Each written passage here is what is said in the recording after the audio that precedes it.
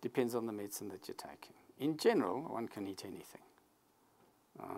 Let's bear in mind, though, that we're taking medication in general that has a propensity to cause weight gain. So, in terms of foods, healthier foods, foods that don't cause weight gain, those would seem to be an obvious place to start, and avoiding the high carbohydrate, high calorie foods, which people seem drawn to, especially when they're taking some of the medications.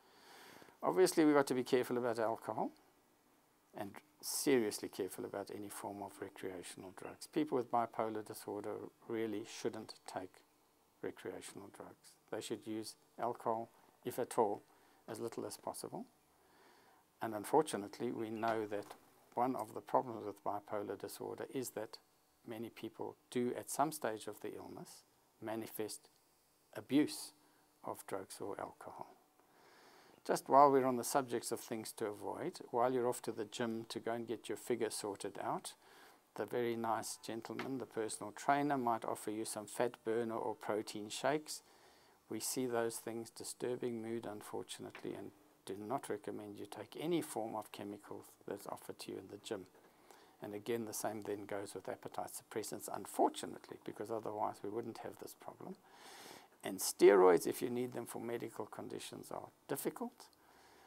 And stimulant medicines may also cause problems. So just to highlight that stimulants would include excessive amounts of caffeine.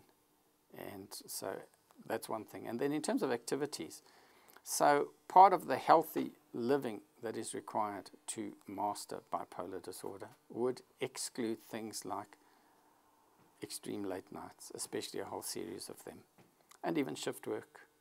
So people who go onto night duty disturb the rhythms in the brain, and those circadian rhythms definitely seem to have a role in triggering episodes in some patients. So bipolar patients do really well on a fairly regimented lifestyle, getting up early every morning. And my saying is 8 is late, and it is.